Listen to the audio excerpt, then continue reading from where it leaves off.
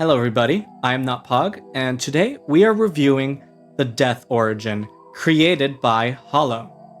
You are Death himself, CEO of Death Inc., an industry best known for processing souls into the afterlife. After centuries of soul collecting, you decided to take a vacation, but found yourself in this strange new world. The Death Origin was created by Hollow in the Origins Discord, and it comes with its own resource pack and obviously the Origin itself.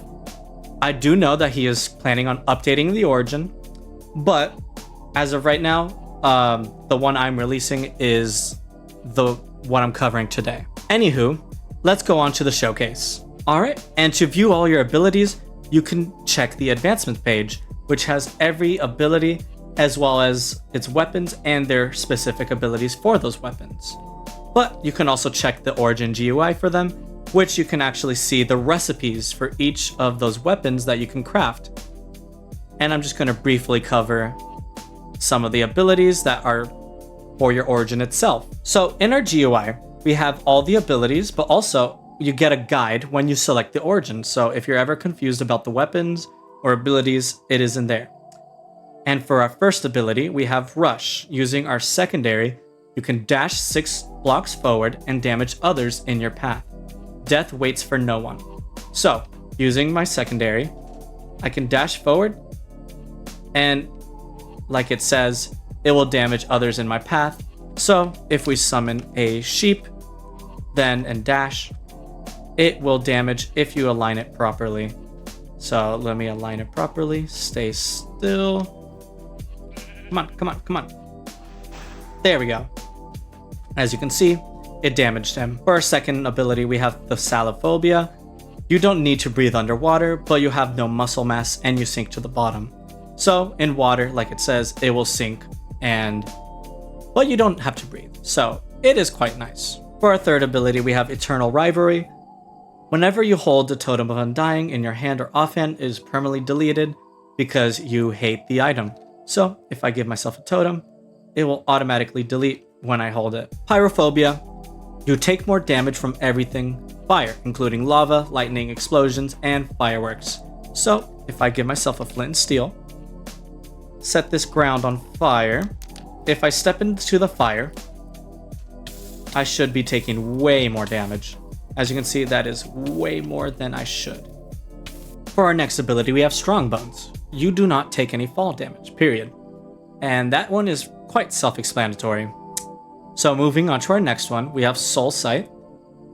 Using our secondary while crouching, it will allow you to see souls of mobs and players for a 30 block radius. You can just toggle this. So if I summon a pig or a polar bear, you can see it has its outline and you can see them in a 30 block radius, but I can toggle that off or on when I want. All right, and for our main ability, we have Stamina. You can't keep swinging your weapons forever.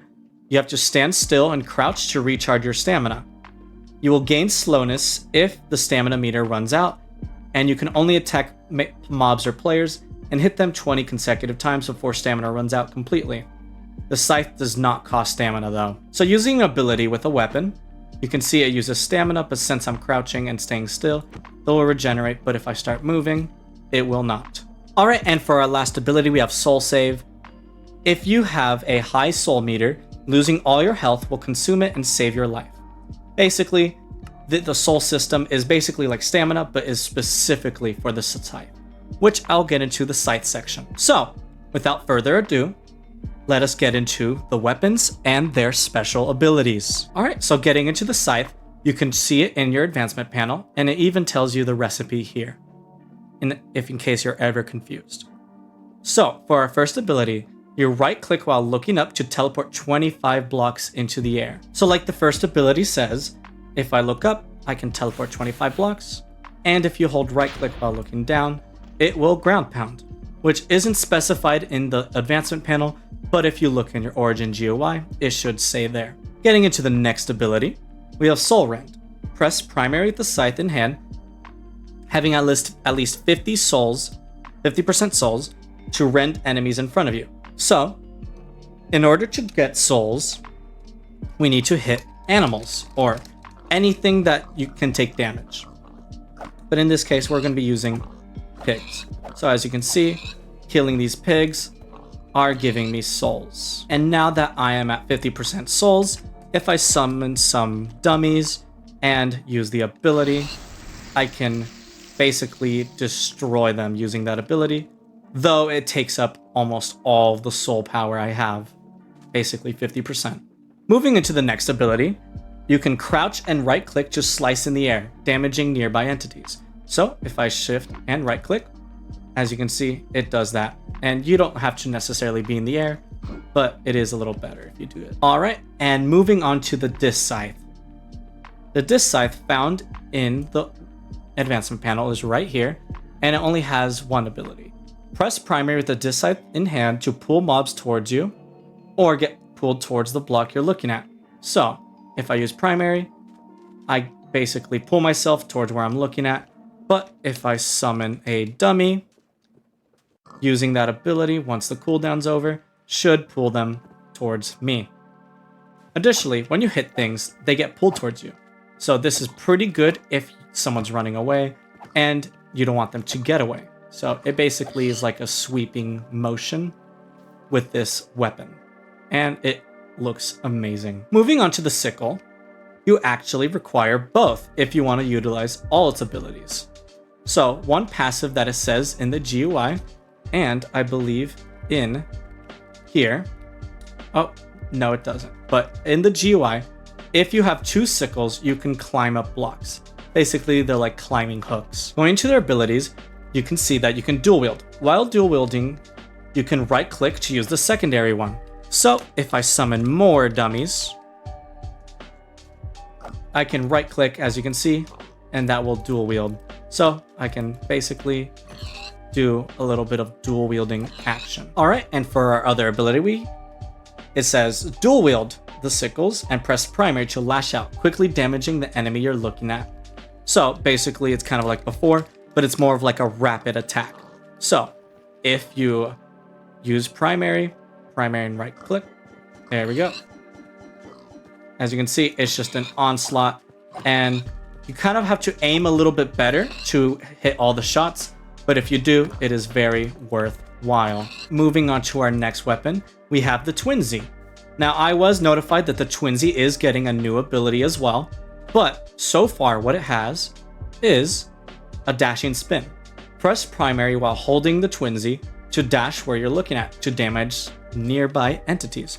So if I summon even more dummies, I can basically, like it says, press primary while holding this, and it'll move me forward, but also use a spin attack. And it did use up a lot of my stamina, so you do have to stay still and crouch to regain that. For the second ability that the Twinsie has, you can crouch and right click to slice the air twice, damaging nearby opponents. So, like it says, let me get some more dummies, and if I shift right click, it does that, and it does 2 slices. So if I go over here and use it again, get over here. There we go, 1 and 2. So it's a pretty useful AoE attack. And moving lastly onto the Selenite. The Selenite found in the advancement panel is capable of Templar stance. Pressing primary with the Selenite in hand will buff your next attack, and it will cost an explosion to deal more damage. So if we get more dummies, like it says, pressing primary will empower my next ability. It does seem to give me some debuffs, but if I use it, it will cause an explosion, empowering my next attack.